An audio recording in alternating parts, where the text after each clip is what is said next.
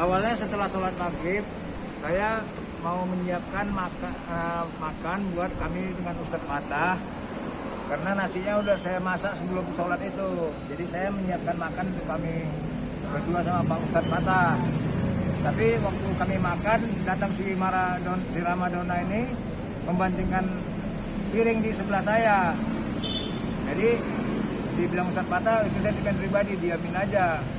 Tapi dia setelah keluar dari ruangan kami makan, mengeluarkan statement yang gak bagus kepada saya, membilangkan bahwasanya saya ini bukan orang situ tapi sok mau berpuasa. Terus menyinggung-nyinggung masa lalu saya tentang narkoba.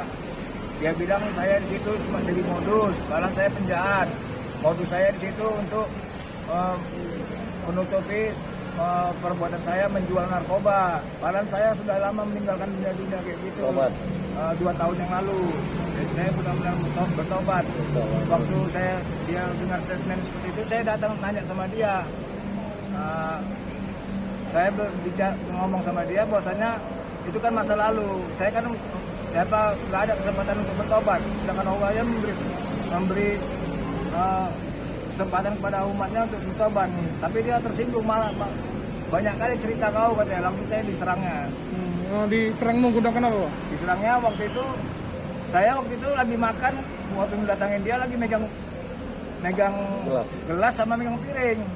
Waktu saya bilang seperti itu, dia tersinggung, banyak kali cerita kau katanya. Terus saya diserangnya, ditariknya saya, disorongnya saya ke dinding, jatuh, pecah aja gelas tadi mengenai badan dia. Makin menjadi jadi dia. Sementara ada kawan satu orang yang memang kompak sama dia, memegang saya dipukulnya hingga tak bisa melakukan perlawanan. Begitupun Ustadz Fatah memisah-misah kami, akhirnya saya dibawa masuk ke dalam. Tapi kemudian dia kurang puas mungkin menyerang saya lagi, memukuli. Sementara kawannya memegang saya tanpa saya bisa berbuat apa-apa. Akhirnya entah dari mana datangnya, tiba-tiba dia megang pisau, disabetnya saya pakai pisau itu 4 kali. 3 kali saya ngelak-ngelak arah leher saya aja. Yang 3 kali saya bisa menghindar, yang terakhir kena ke kuping saya ini. Berapa jahitan itu, Pak? 39 jahitan, Pak. Jadi langkah-langkah untuk hukumnya bagaimana, Pak? Langkah-langkah inilah saya mau minta bantuan pengacara inilah, maksudnya supaya bisa membantu saya mengapakan masalah ini ke polisi. Harapannya, Pak? Harapannya ya supaya dia ditangkap lah, Pak,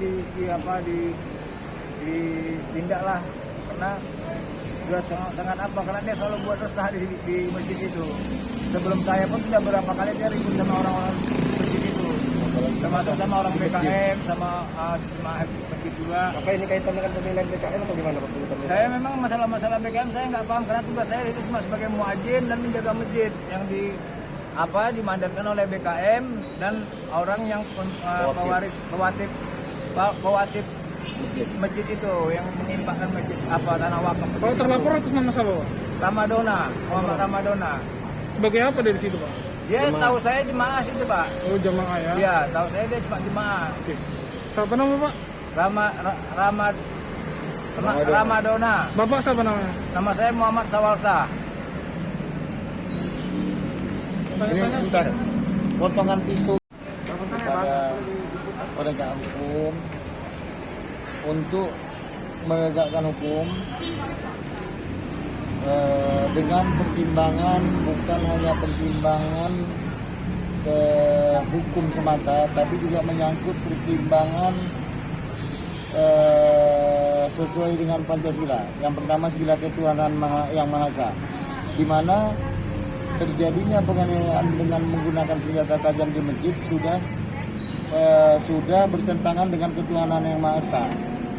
Jadi ini akan bisa menjadi saat apabila tidak ditindak dengan tegas, ini akan timbul 1000 sidona-dona yang lain. Karena kalau sudah di rumah ibadah, di masjid pun tidak bisa kita mampu menegakkan hukum, apalagi di tempat lain. Di tempat yang suci, yang mulia, di rumahnya Allah, kita tidak bisa menegakkan hukum. Kejadian ini sudah sering terjadi, Pak? yang sudah diintervensi Ramadona ini saja, dia kalau saya melihat begini, ini kejadian ini seolah ini yang saya tangkap ya sebagai rakyat awam, kami sangat kecewa muadzin di masjid kita Radatul Islam kupingnya dipotong dengan cara gaya PKI oleh seorang yang ambisius ingin menjadi pengurus BKM. Jadi ini merupakan satu pertimbangan hukum hendaknya terutama bagi majelis hakim. Jangan mau disogok, jangan mau terima uang, jangan mau diintervensi oleh pihak manapun. Karena ini akan berdampak fatal bagi anak generasi kita masa datang. Kalaulah sudah agama kita permainkan, mau jadi apa anak generasi kita? Kalaulah kejadian seperti ini bisa diatur dengan uang, diatur dengan hukum di masjid, mau jadi apa? Besok anak kita mungkin potong leher, anak generasi kita hari ini potong kuping. Jadi harapan kita di dalam memutuskan perkara ini selain hukum, selain penegakan hukum, kita juga minta pertimbangan yang menyangkut tentang ketuhanan yang maha tadi. Udah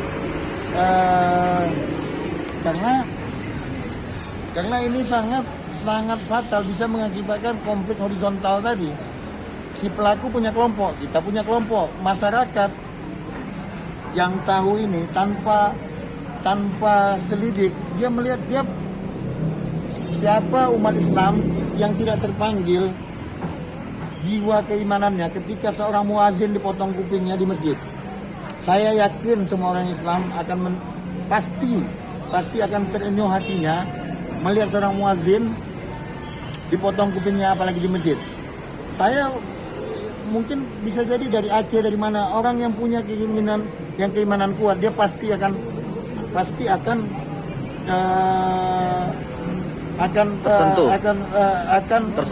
tersentuh hatinya. Jadi inilah harapan kita kepada penyidik, jangan mempermainkan pasal demi pasal. Kemudian kepada majelis hakim, tegakkanlah hukum seadil-adilnya demi kelangsungan negara kita yang beragama ini. Kemudian kami sampaikan di sini juga, mohonlah kiranya kepada umat Islam untuk kiranya membantu abang anda kita ini, untuk memperhatikan abang anda kita ini, karena beliau saya atas nama BKM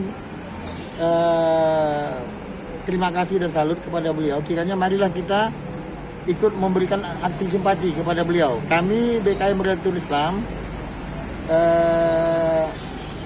siap memberikan informasi sepengetahuan kami seluas-luasnya di Masjid Radatul Islam, Jalan Peringatan, Kelurahan Silalas, Kecamatan Medan Barat. Nomor handphone saya 0813 766 13085. Kami harapkan kiranya kepedulian umat untuk datang sama-sama, mari kita mengawal kasus ini sampai nantinya tuntas di pengadilan. Karena ini bukan hanya tugas kita BKM, ini adalah tugas kita semua umat Islam yang ada di Medan, Sumatera Utara, bahkan Indonesia. Mohon juga kiranya Pak Kapolri menjadikan sebuah atensi. Saya pikir ini yang dapat kami sampaikan. Terima kasih kepada kawan-kawan media, mudah-mudahan ikut terus kiranya membantu sampai ini tuntas. Saya pikir inilah yang dapat kami sampaikan. Terima kasih. Oke, Bang.